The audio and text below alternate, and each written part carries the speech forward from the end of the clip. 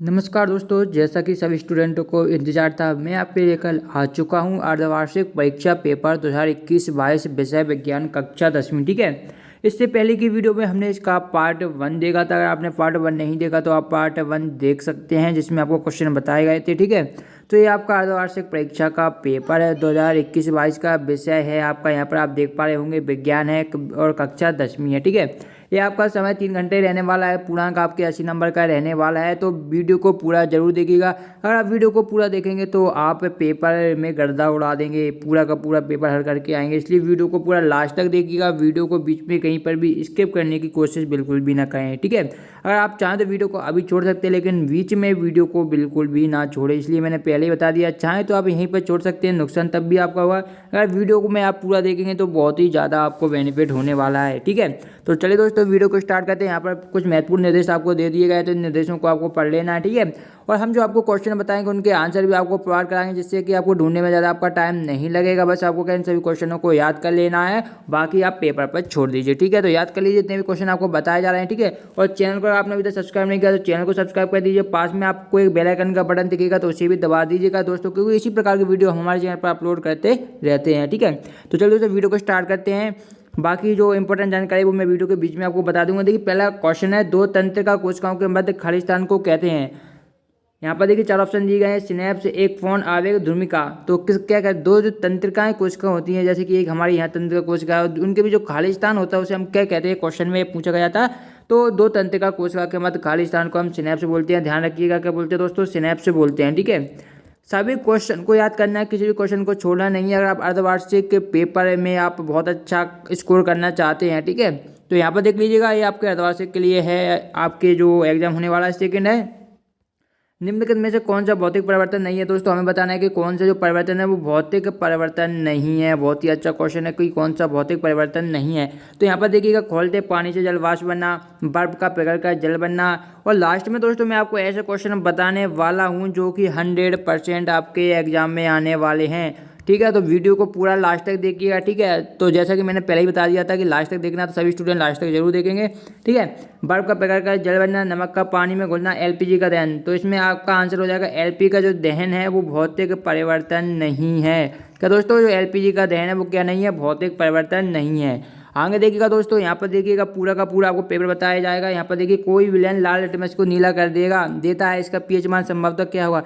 अगर दोस्तों कोई विलेन लाल लिटमस को नीला कर रहा है तो इसका मतलब क्या, उसका पीएच मान क्या होगा, तो उसका पीएच मान 10 होगा। क्योंकि ज़्यादातर स्टूडेंट इसे गलत कर देंगे, लेकिन इसे मैं आपको समझा देता हूँ। देखिए, लाल लिटमस को नीला करता है तो वह क्या होगा, क्षारीय विलेन होगा। क्षारीय विलेन तभी होगा जब उसका मान क्या होगा, 7 से अधिक होगा। 7 से अधिक वाला एक ही ऑप्शन दिया गया है, जो कि हमें 10 दिया गया है। तो ये आपका आंसर हो जाएगा। ठीक है। प्रातः मानव नेत्र के किस भाग पर किसी वस्तु का प्रतिबिंब बनता है। तो मानव नेत्र के जिस भाग पर प्रतिबिंब बनता हुआ है, तो कौन सा भाग है मानव नेत्र का जिस पर क्या वस्तु का प्रतिबिंब बनता है। बहुत ही अच्छा क्वेश्चन है, कई बार एग्जाम में पूछा गया है। तो जो दृष्टिपटल होता है दोस्तों, दृष्टिपटल वो भाग होता है नेत्र का हमारा, जिस पर क्या वस्तु का प्रतिबिंब बनता है। तो इसका आंसर क्या हो जाएगा दोस्तों, दृष्टिपटल इसका राइट आंसर हो जाएगा। तो दृष्टिपटल नोट कर लीजिएगा आंसर का, दृष्टिपटल इसका राइट आंसर हो जाएगा। देखिए दोस्तों, नेक्स्ट क्वेश्चन दिया गया है, रासायनिक अपक्रिया में भाग लेने वाले पदार्थ कहलाते हैं। तो क्या कहलाते हैं, उत्पाद कहलाते हैं, अभिकारक कहलाते हैं, यौगिक कहलाते हैं, मिश्रण कहलाते हैं। ये भी बहुत ही इंपॉर्टेंट क्वेश्चन है। रासायनिक अपक्रिया में देखिए, रासायनिक अपक्रिया देखिए, एक तो जो पदार्थ भाग लेता है रासायनिक अपक्रिया में, जैसे कि मैं आपको एक रिएक्शन बता देता हूँ। यहाँ पर देखिए H2 है, यहाँ पर O2 है। ठीक है। कोई उत्पाद यहाँ पर हमारा बन रहा है, तो ये क्या होते हैं, जो रासायनिक अपक्रिया में जो पहले भाग लेते हैं उन्हें अभिकारक बोलते हैं। क्या बोलते हैं, अभिकारक। जबकि जो हमारा उत्पाद बनता है उसे हम उत्पाद बोलते हैं। ठीक है। उत्पाद, जो लास्ट में हमारा पदार्थ बनता है उसे उत्पाद बोलते हैं, उत्पाद। ठीक है। जबकि जो भाग लेते हैं उन्हें हम अभिकारक बोलते हैं। तो क्वेश्चन में क्या पूछा गया था कि रासायनिक अपक्रिया में भाग लेने वाले पदार्थ कहलाते हैं। तो रासायनिक अपक्रिया में भाग लेने वाले पदार्थ आपके अभिकारक कहलाते हैं। ठीक है। तो ध्यान रखिएगा, क्या कहलाते हैं, अभिकारक। उत्पाद जो रासायनिक अपक्रिया में बनते हैं। ठीक है। तो ये आपका आंसर हो जाएगा, राइट आंसर है आपका अभिकारक। तो नोट कर लीजिएगा। फिर देखिएगा, अब बात मैं आपको बता देता हूँ एक इंपॉर्टेंट जानकारी। डिस्क्रिप्शन में आपको हमारे टेलीग्राम ग्रुप की दोस्तों लिंक मिलेगी, तो वहाँ से जाकर आपको क्या है, हमारे टेलीग्राम ग्रुप को ज्वाइन कर लेना दोस्तों, क्योंकि वहाँ पर आपको क्या है, PDF प्रोवाइड करा दी जाती है। कोई भी इंपॉर्टेंट जानकारी आती है वो भी आपको प्रोवाइड करा दी जाती है। तो टेलीग्राम ग्रुप ज्वाइन कर सकते हैं। ठीक है। अगर आप चाहें तो लिंक आपको डिस्क्रिप्शन में प्रोवाइड करा दी जाएगी। अब देखिएगा, नेक्स्ट क्वेश्चन हम किताब आगे बढ़ते हैं। टमाटर में कौन सा अम्ल प्रचित होता है, एसिटिक अम्ल, ऑक्जेलिक अम्ल। ठीक है। टमाटर बहुत ही जो खट्टे जितने पदार्थ होते हैं उनमें कौन सा अम्ल होता है, ये पूछा जाता है, साइट्रिक अम्ल और टार्टरिक अम्ल। तो इसमें साइट्रिक अम्ल आंसर होता है और कमेंट में भी आप इसका आंसर बता सकते हैं, ठीक है। 8 400 400 400। जी हाँ दोस्तों, इस व्हाट्सएप नंबर को याद कर लीजिए। यहाँ पर आपके मैथ्स, फिजिक्स, केमिस्ट्री, बायोलॉजी सभी क्वेश्चनों के डाउट सॉल्यूशन होंगे अब अपने व्हाट्सएप पर ही। तो दोस्तों आपको क्या करना होगा, अपने फ़ोन में इस व्हाट्सएप नंबर को सेव कीजिए और आपको जिस क्वेश्चन में डाउट है उस क्वेश्चन की यहाँ पर आपको फ़ोटो खींचना है और उसे अच्छी तरीके से क्रॉप करना है, तुरंत आपको उसका वीडियो सॉल्यूशन मिल जाएगा। फिर आप चाहे 6 से 12 तक हो, IIT JEE मेंस एडवांस के हो या फिर CBSE आप UP या फिर किसी अन्य बोर्ड का हो, तुरंत पाइए अपने व्हाट्सएप पर सभी क्वेश्चनों के डाउट सॉल्यूशन। तो लिंक डिस्क्रिप्शन में दी गई है, जाइए डाउनलोड कीजिए। आगे बढ़े दोस्तों नेक्स्ट क्वेश्चन की तरफ। नेक्स्ट क्वेश्चन देखिए, लेंस की क्षमता का सही मात्रक है। लेंस की क्षमता का दोस्तों हमसे ऐसे मात्रक पूछा गया है। कई बार दोस्तों ये फाइनल एग्जाम में पूछा गया क्वेश्चन है, तो अर्धवार्षिक के लिए बहुत ही ज़्यादा महत्वपूर्ण है, ठीक है। जितने भी क्वेश्चन को बताए जा रहे हैं आपके अर्धवार्षिक एग्जाम पेपर के में आने वाले बहुत ही महत्वपूर्ण क्वेश्चन है, ठीक है। तो लेंस की क्षमता का ऐसे मतलब दोस्तों डायोप्टर होता है। आपको आंसर हम इसलिए प्रोवाइड करा रहे हैं जिससे कि आपको ढूंढने की ज़्यादा जरूरत ना पड़े। तो इसका आंसर क्या हो जाएगा, डायोप्टर। लेंस की क्षमता का मात्रक डायोप्टर होता है। प्रातः स्वस्थ मनुष्य के लिए स्पष्ट दृष्टि की न्यूनतम दूरी है, तो स्वस्थ मनुष्य के लिए स्पष्ट दृष्टि की जो न्यूनतम दूरी होती है वो 25 सेंटीमीटर होती है। कितनी होती है दोस्तों, 25 सेंटीमीटर होती है, ध्यान रखिएगा 25 सेंटीमीटर, ये आपका राइट आंसर हो जाएगा। प्रातः रिक्त स्थानों को भरना है। सोडियम हाइड्रोजन कार्बोनेट का हमें सूत्र बताना है। सोडियम हाइड्रोजन कार्बोनेट का रासायनिक नाम बताना है। सर्वाधिक क्रियाशील धातु का नाम बताना है। द्रव अवस्था में पाई जाने वाली धातु होती है। कैल्शियम ऑक्सीक्लोराइड का सामान्य नाम बताना है। तंत्रिका तंत्र की प्रमुख इकाई बतानी है। ये सभी क्वेश्चन बहुत ही ज़्यादा महत्वपूर्ण है आपके एग्जाम के लिए, ठीक है। अब हम आंसर आपको देखिए, प्रातः धातु ऑक्साइड होते हैं, किस प्रकार के होते हैं, और हमारे शरीर में नियंत्रण एवं समन्वय का कार्य तथा द्वारा होता है। शरीर में उपस्थित अपशिष्ट हानिकारक एवं विषैले पदार्थों को शरीर से बाहर निकालने का प्रोग्राम कहलाता है। दोस्तों जितने भी आपके रिक्त स्थान है इनके आंसर आपको मैं बता देता हूँ कहाँ पर मिलेंगे। इन क्वेश्चनों के आंसर के लिए आपको क्या है, गूगल पर जाना है। गूगल पर जाकर सिंपली आपको सर्च करना है क्लास 10। चलिए मैं आपको लिख के बता देता हूँ जिससे कि आपको ज़्यादा प्रॉब्लम ना आए, ठीक है। फिर भी कोई प्रॉब्लम आती है तो कमेंट बॉक्स में आप पूछ सकते हैं। इस तरीके से आपको लिख देना है यहाँ पर क्लास 10th, ठीक है। क्लास 10th आपका साइंस है तो साइंस लिखिए, class 10th science half yearly paper solution, यहाँ पर आपको सॉल्यूशन लिख लेना है। और लास्ट में दोस्तों आपको एस के टीच लिखना है। क्या लिखना है दोस्तों, मैं आपको यहाँ पर बता देता हूँ। लास्ट में आपको लिखना है एस के टीच, ठीक है।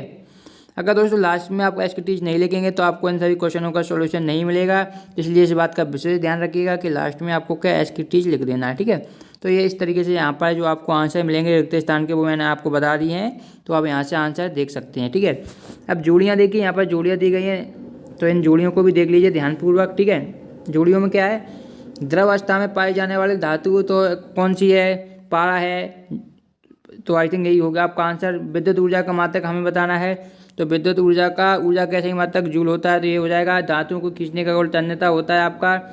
धातुओं को पीटकर चादर बनाने का गुण ब्रंजक चूड़ का सूत्र बताना है। प्लास्टिक कॉपर जिसे हम POP बोलते हैं शॉर्ट में, POP, ठीक है। जिप्सन और सिरका, ये जोड़ियाँ बहुत ही महत्वपूर्ण जोड़ियाँ हैं दोस्तों। इनमें से लगभग यहाँ पर कितनी दी गई हैं, 1 2 3 4 5 6 7 8 जोड़ियाँ दी गई हैं। इनमें लगभग हो सकता है 2-3 जोड़ियाँ आपको आपके अर्धवार्षिक एग्जाम में देखने को मिल सकती हैं, ठीक है। ऐसा नहीं बोला कि 100% मिल जाएंगी, लेकिन क्या इंपॉर्टेंट बहुत ही ज़्यादा, जितनी भी जोड़ियाँ हैं बहुत ही ज़्यादा इंपॉर्टेंट है। लगभग इनके हर साल चांस रहते हैं 100% आने की, ठीक है। कभी कभी तो क्वेश्चन भी जिप्सन से पूछ लिया जाता है कि प्लास्टिक ऑफ पेरिस किससे प्राप्त होता है, जिप्सन से प्राप्त होता है। जिप्सन की जब क्रिया होती है तो प्लास्टिक ऑफ पेरिस प्राप्त होता है। ब्रंजक चूड़ की उपयोगिता पूछे जाते हैं, ठीक है। सिरका में कौन सा अम्ल पाया जाता है, तो सिरका में आपका एसिटिक अम्ल पाया जाता है, ऐसा भी क्वेश्चन पूछा जाता है, ठीक है। जितने भी क्वेश्चन बन सकते हैं पूरे मैं आपको बताते चल रहा हूँ जिससे कि आपको कोई नुकसान ना हो। मैंने बोल दिया था अगर जो स्टूडेंट वीडियो को पूरा देखेंगे तो वो फुल मार्क्स आसानी से ला सकते हैं। सिरका में एसिटिक अम्ल होता है, जिप्सन से प्लास्टिक ऑफ पेरिस बनता है। ब्रंजक चूड़ के उपयोग पूछे जाते हैं, और ब्रंजक चूड़ कैसे प्राप्त होता है ये भी पूछा जाता है। धातुओं के जो आपके रासायनिक और भौतिक गुण होते हैं वो काफ़ी पूछे जाते हैं। अगर उनको आपको याद कर लिया है तो आपको ज़्यादा प्रॉब्लम नहीं आएगी, ठीक है। आगे बढ़ते हैं, नेक्स्ट देखिएगा। अब आते हैं हमारे एक से तो वाक्य में उत्तर देने हैं। दर्पण सूत्र पूछा गया है दोस्तों। दर्पण सूत्र बहुत ही ज़्यादा इंपॉर्टेंट है, दर्पण सूत्र जरूर याद कर लीजिएगा, ठीक है दोस्तों। क्या है, दर्पण सूत्र बहुत ही ज़्यादा इंपॉर्टेंट है, तो दर्पण सूत्र जरूर आपको याद होना चाहिए। आगे नेक्स्ट क्वेश्चन की तरफ आगे बढ़ते हैं। यहाँ पर देखिएगा नेक्स्ट क्वेश्चन हमें दिया गया है, क्वेश्चन नंबर लेंस की क्षमता की परिभाषा देते हुए इसका मात्रक हमें लिखना है दोस्तों। तो ये भी क्वेश्चन बहुत ही ज़्यादा महत्वपूर्ण है, तो इसे भी आपको अच्छी तरीके से तैयार कर लेना है। फिर आता है हमारा जो कि दिया गया है, नींबू और संतरे में उपस्थित अम्ल का नाम बताइए। नींबू और संतरा, देखिए नींबू भी आपका खट्टा होता है, संतरा भी आपका खट्टा होता है, ठीक है। तो हमें बताना है कि नींबू और संतरे में कौन सा अम्ल पाया जाता है। आगे देखिएगा, अष्टक नियम किसने प्रतिपादित किया था, ये भी बहुत ही इंपॉर्टेंट क्वेश्चन है, कई बार पूछा जा चुका है। प्रातः खाना बनाते समय बर्तन की भारी सतह काली क्यों हो जाती है। जो खाना, दोस्तों आप जब भी खाना बनाते हैं, अगर आप नहीं बनाते तो क्या, जब खाना हम बनाते हैं तो क्या है, जो बर्तन की जो भारी सतह होती है वो क्या काली पड़ जाती है। तो काली क्यों पड़ जाती है, क्वेश्चन में ये पूछा गया था, इसकी क्या कारण है कि वो सतह काली पड़ जाती है, ठीक है। फिर आता है समूह 17 के तत्वों को किस अन्य नाम से जाना जाता है, तो ये भी आपको बताना है, समूह 17 के तत्वों को, ये भी इंपॉर्टेंट क्वेश्चन है। आगे बढ़ेंगे, देखिए शुद्ध जल का पीएच मान पूछा गया है, तो बहुत ही इंपॉर्टेंट क्वेश्चन है। देखिएगा पीएच मान क्या होते हैं दोस्तों, पीएच मान आपके यहाँ से देखिए 1 से लेकर 14 तक होते हैं, बीच में आपका 7 होता है, 7 से कम होते हैं तो ये अम्लीय होते हैं, ठीक है। 7 से कम ये अम्लीय होते हैं, ठीक है, और 7 से अधिक क्या होता है, क्षारीय होते हैं, क्षारीय होते हैं, ठीक है। तो हमसे क्या पूछा गया था कि शुद्ध जल का पीएच मान, तो 7 होता है शुद्ध जल का पीएच मान, ठीक है। अब देखिएगा अम्ल एवं क्षार की क्रिया से क्या बनता है, तो अम्ल एवं क्षार की क्रिया से लवण प्लस जल बनता है। यहाँ पर ये हो जाएगा आपका आंसर। विस्थापन अपक्रिया किसे कहते हैं, उदाहरण दीजिए, इंपॉर्टेंट क्वेश्चन है विस्थापन अपक्रिया एग्जाम्पल। और इन सभी क्वेश्चनों के आंसर भी मैं आपको वीडियो में आगे बताऊंगा। सभी क्वेश्चन के जितने भी आपको क्वेश्चन अभी तक मैंने बताए हैं, सभी क्वेश्चनों के A to Z में आपको आंसर बताऊंगा, बिल्कुल भी चिंता मत कीजिए, A to Z आंसर आपको मिलने वाले हैं, ठीक है। वीडियो बड़ी होगी, लेकिन इस वीडियो का अगर जो भी स्टूडेंट पूरा देखेगा तो विज्ञान में वो क्या है, जलवे उसके हो जाएंगे, पेपर में बहुत ज़्यादा जलवे होने वाले हैं उसके, ठीक है। फिर आता है लोहे में जंग से बचाने के 2 तरीके बताइए। आधुनिक आवर्त नियम क्या, हमें परिभाषा देनी है। आयने के यौगिक के उच्च गलनांक क्यों होते हैं, ये बताना है। परावर्तन के नियम, बहुत बार क्वेश्चन पूछा गया है कि परावर्तन के नियम कौन कौन से हैं, तो हमें परावर्तन के नियम बताने हैं, ये भी इंपॉर्टेंट क्वेश्चन है, ठीक है।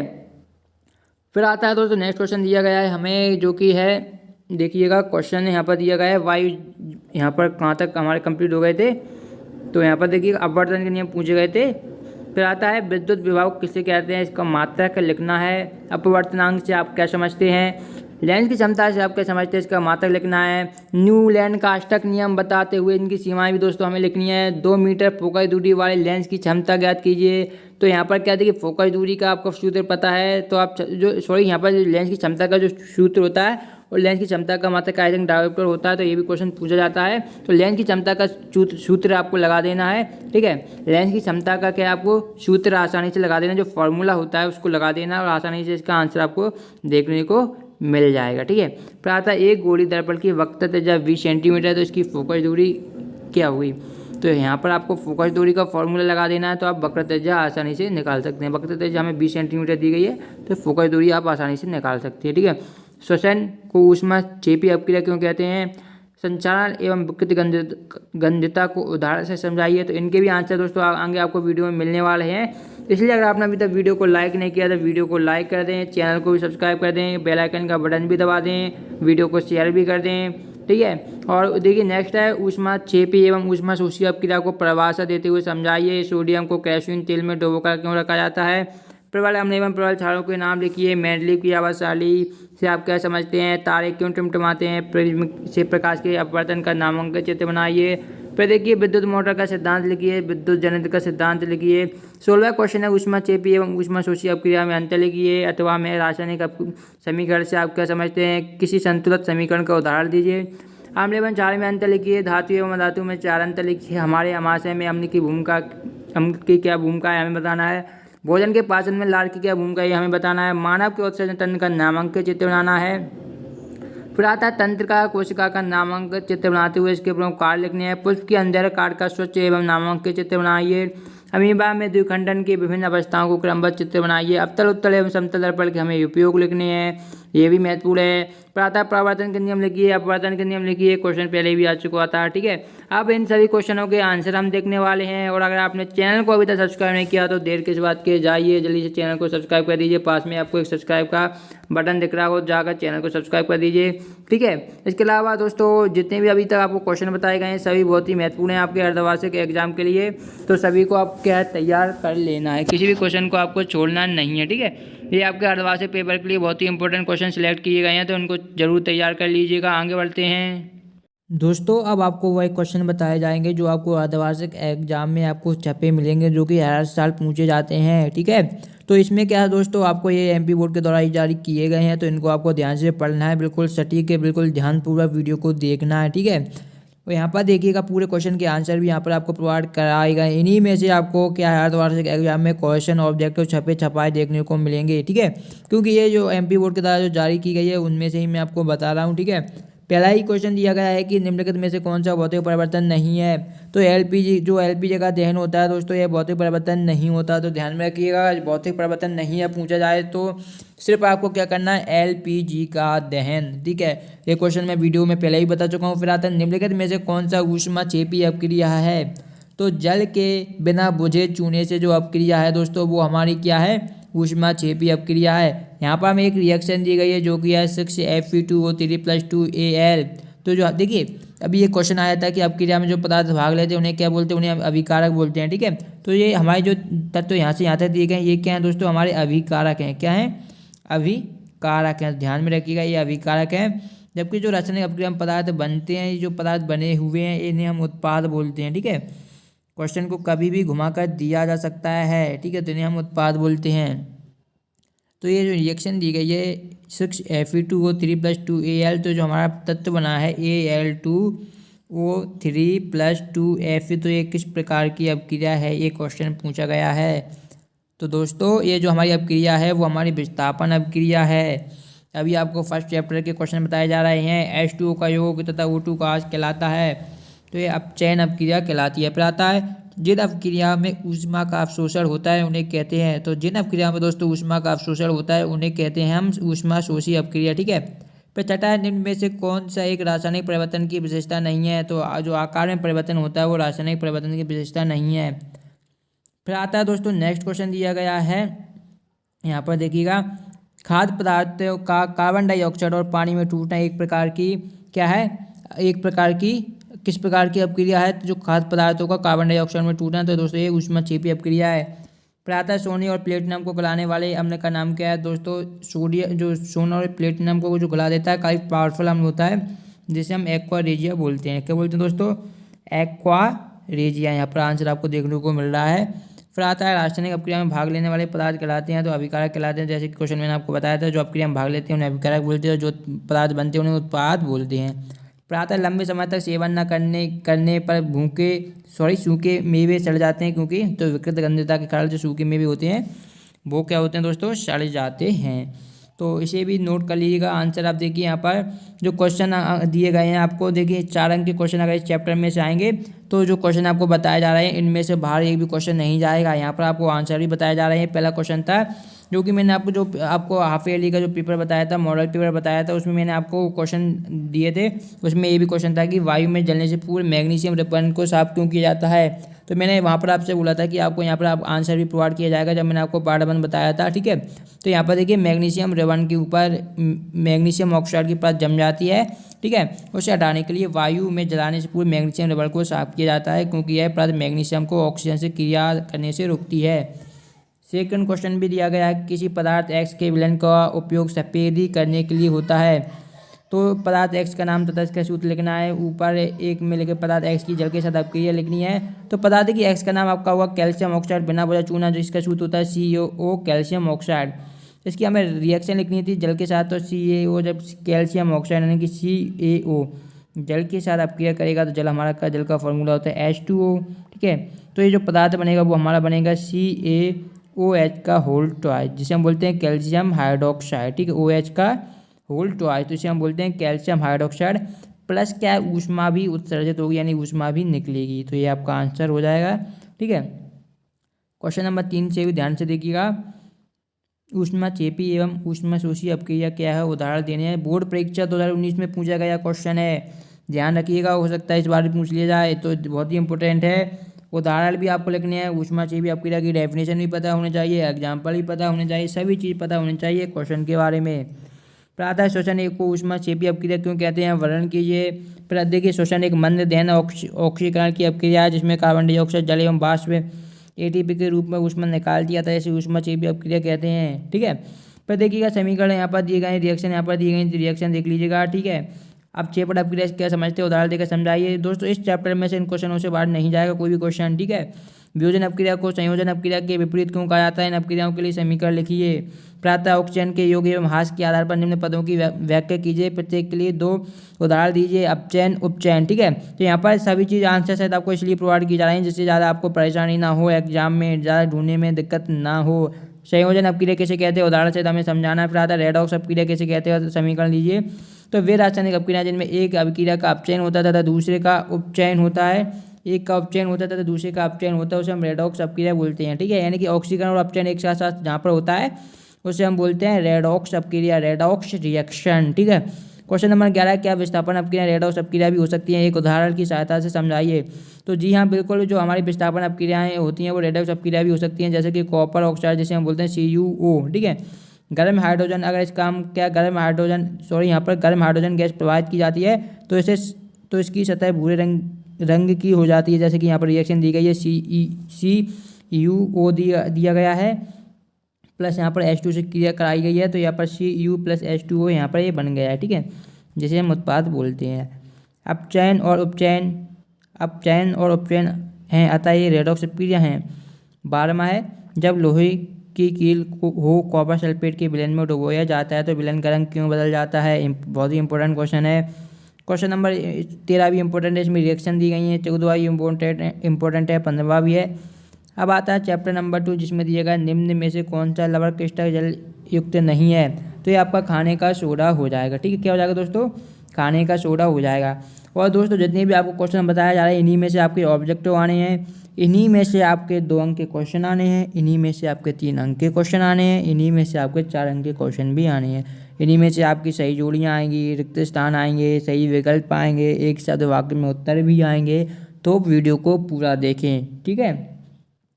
तो देखिएगा निम्न में से कौन सा लवण क्रिस्टल जलयुक्त नहीं है, तो खाने का सोडा हो जाएगा। पाचन के समय अमाशयिक पाचक रसों का pH मान है, तो यह 7 से कम है। निम्न में से कौन सोने को विलय करने के लिए उपयुक्त होता है, तो अम्लराज होता है। निम्न में कौन प्रकृति में अम्लीय है, तो लाइम जूस है। बेकिंग पाउडर बनाने के लिए उपयुक्त अवयवों में एक अवयव सोडियम हाइड्रोजन कार्बोनेट है, तो दूसरा अवयव है तो ये आपका टार्टरिक अम्ल होगा। अपच का उपचार करने के लिए निम्न में से किस औषधि का उपयोग होता है, तो एंटासिड, बहुत ही इंपॉर्टेंट क्वेश्चन है दोस्तों। ये क्वेश्चन कई बार पूछा गया है कि अपच के उपचार के लिए किस औषधि का प्रयोग होता है, तो एंटासिड। टमाटर में कौन सा अम्ल होता है, देखिए जब हमने बनाया था पार्ट 1 उसमें आपको क्वेश्चन पूछा गया था कि टमाटर में कौन सा अम्ल उपस्थित होता है, तो आप में टमाटर में ऑक्जेलिक अम्ल उपस्थित होता है। pH स्केल की प्रास होती है, तो pH स्केल की प्रास 0 से 14 होती है, मैंने आपको बताया था। 0 से लेकर pH स्केल आपकी होती है 0 से लेकर 14 तक, ठीक है। 7 यहाँ 7 से पहले ये अम्लीय होता है, ठीक है, और 7 से अधिक वाला क्षारीय होता है। ये मैं आपको पहले ही ऑलरेडी बता चुका हूँ। अगर आप हमारी वीडियो देखते हैं तो आप बहुत ही अच्छा आप स्कोर करने वाले हैं अपने अर्धवार्षिक और फाइनल एग्जाम में, ठीक है। प्रातः अम्ल और क्षार के बीच होने वाली क्रिया कहलाती है, उदासीनीकरण कहलाती है, ठीक है। प्रातः चींटी के डंक में कौन सा अम्ल उपस्थित होता है, चींटी के डंक में, बहुत ही इंपॉर्टेंट क्वेश्चन है। चींटी के डंक में मेथिनोइक अम्ल होता है। कठोर जल को मृदु बनाने के लिए किस सोडियम यौगिक का उपयोग किया जाता है, सोडियम कार्बोनेट का उपयोग किया जाता है। अम्लीय वर्षा का pH मान होता है, तो अम्लीय वर्षा है तो pH मान आपको क्या होगा 5.6 से कम होता है, ठीक है। आगे देखिए सोडियम का हाइड्रोजन कार्बोनेट का सामान्य नाम है, तो इसको हम बेकिंग सोडा सामान्य रूप से कह देते हैं।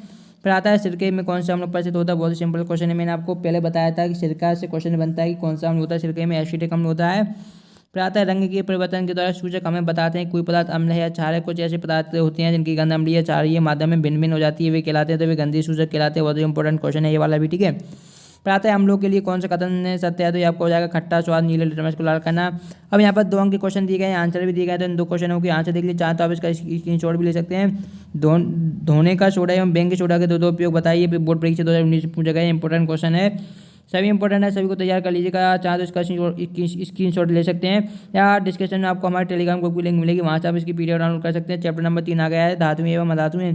इस अध्याय से 5 अंक का प्रश्न पहले पूछा जाता था, लेकिन अभी आपको क्या इस चैप्टर से 5 अंक का क्वेश्चन पूछा जाएगा, तो आप में से एक क्वेश्चन बन सकता है धातु एवं अधातु में अंतर वाला, ठीक है। यहाँ पर देखिए रासायनिक अंतर भी पूछे जाते हैं और भौतिक अंतर भी पूछे जाते हैं, ठीक है।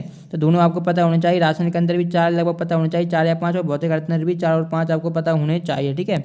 तो यहाँ पर सभी दिए गए धातुक चमक, तो धातुक चमक होती है नहीं होती है, कठोरता बहुत कठोर, कठोर नहीं होते, आकारवर्धनीयता, आकारवर्धनीयता, ठीक है। फिर आती है तन्यता, गुण, चालकता, अवस्था, घनत्व, क्वथनांक एवं घनत्व। तो गुण यहाँ पर गुणधर्म दिए गए हैं, यहाँ पर अपवाद भी कुछ होते हैं, तो अपवाद भी आपको ध्यान में रखने हैं, ठीक है। फिर धातुओं के रासायनिक गुणधर्म दिए गए, यहाँ पर इन्हें ध्यान रखिएगा, रासायनिक गुणधर्म भी पूछे जाते हैं अलग से।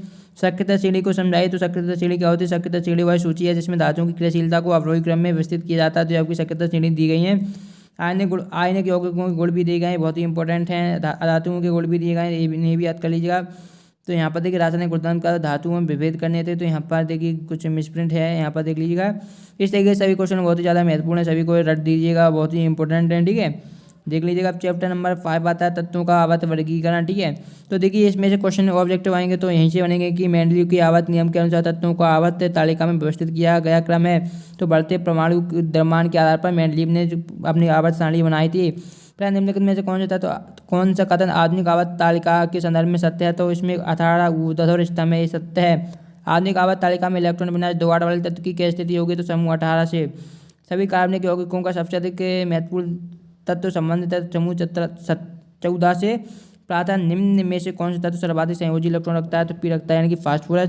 अब रिक्त स्थान दिए गए, तो यहाँ पर देखिए मोस्ले आवर्त सारणी पर आधारित है। तो मोस्ले की जो दोस्तों आवर्त सारणी थी वो परमाणु क्रमांक पर आधारित थी, ध्यान रखिएगा किस पर आधारित थी? परमाणु क्रमांक पर आधारित थी। फिर आता है आधुनिक आवर्त सारणी में सबसे अधिक विद्युत ऋणात्मक तत्व है, तो यह फ्लोरीन है। समूह 17 के तत्व भी कहलाते हैं, तो हेलोजन कहलाते हैं समूह 17 के तत्व। अष्टक का नियम ने दिया था, तो न्यूलैंड ने अष्टक का नियम दिया था। बहुत ही इंपॉर्टेंट क्वेश्चन है, जितने भी ऑब्जेक्टिव आपको बताए जा रहे हैं इनमें से लगभग 2-3 ऑब्जेक्टिव क्वेश्चन आपको एग्जाम में देखने को मिल सकते हैं, ठीक है।